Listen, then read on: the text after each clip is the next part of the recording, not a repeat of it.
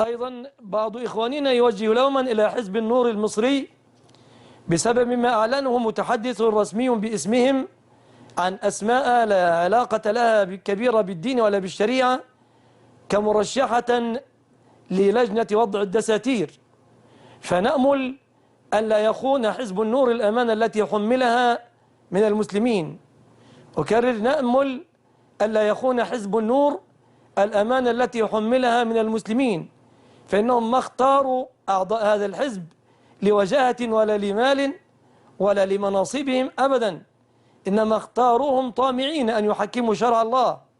فإذا انتقوا أشخاصا لا علاقة لهم بالدين ولا صلة لهم بالشريعة، فتلك خيانة أمانة تسطر عليهم في صحائف سيئاتهم يوم يلقون ربهم.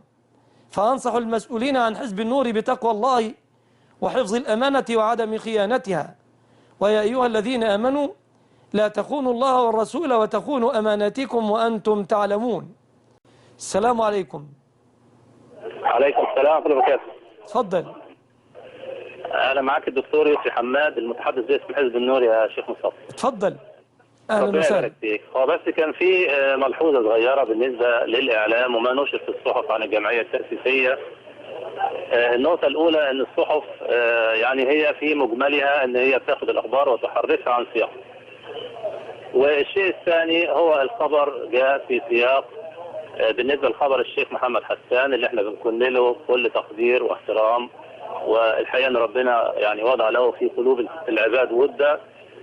فالخبر كان في سياق ليه انتوا في الجمعية التأسيسية ما رشحتوش نماذج مثل الدكتور البرادعي ومثل الأستاذ مصطفى النجار. فكانت الإجابة لماذا لم تسألون عن الشيخ محمد حسان وهو رمز عليه إجماع قلوب المصريين، وعن الدكتور محمد إسماعيل المقدم وهو رجل يعتبر رجل من أئمة الفكر الإسلامي، وسألتم عن أناس محددين. لو سألنا عن كل الأشخاص الذين لم يتم وضعهم في الجمعية التأسيسية لسألنا عن 50,000 شخص في مصر، ولكن أنتم تريدون إثارة الفتنة وتريدون السؤال عن أشخاص معينين، ولم يكن السؤال في معرض نفي وجود. سؤال يا دكتور يسري، نعم. أشكر الله ثم أشكرك على هذه المداخلة، وأسأل الله أن يجعلك مسددا دائما. لكن السؤال عفوا لعلة من العلل أريد أن أسمع جوابه منك. هل الدكتور يسري ابن حماد المتحدث الرسمي باسم حزب النور ذكر أنهم سيرشحون أسماء وذكرها، لا أريد أن أسمي أشخاصا لعادتي في عدم التسمية، وذكر أشخاصا على قناة التحرير أم لم يحدث؟ أنا ذكرت أشخاص الحزب رشحهم على سبيل الإجمال كترشيح من الحزب للدخول في الجمعية التأسيسية. ذكرت أسماء ولم أذكر آخرين. أستأذنك تذكر لي هؤلاء الأسماء. يا شيخ مصطفى إن اللبيب بالإشارة يفهمه. لا عفوا يا دكتور يسري الكلام أعلن يا دكتور يسري، ليس خفاء. إذا كنت أعلنت دون رجوع إلى الحزب وكان اجتهاد غفر الله لك اجتهادك، لكن إذا كنت لم تعلن أفدني حتى أدافع عنك. أنا أسأل سؤال الآن محدد. إذا الدكتور يسري حماد أعلن عن أسماء وهو متراجع عنها فالحمد لله كفى الله من القتال. إذا كنت يا دكتور يسري رشحت أسماء أبديها لنا حتى ننظر في أمرها. هل هي لأن أنت تعرف أن التشريع هذا والدستور سيحكم به الناس في الناس.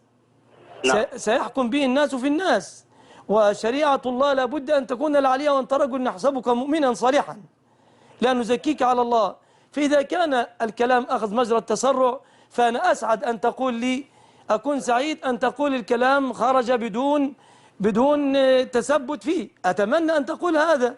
لكن إذا كان فعلا حصل وأن الحزب استقر على أسمائك التي سميتها فأفدنا حتى تتضح لنا الأمور.